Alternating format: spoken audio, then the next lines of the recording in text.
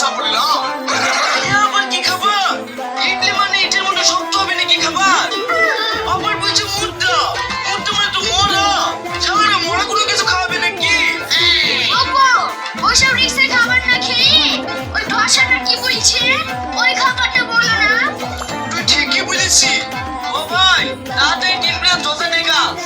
ধোসা, ওকে।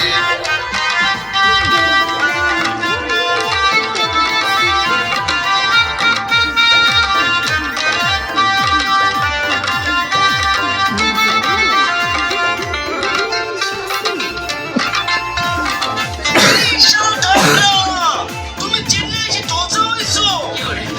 এরা কি সহ্য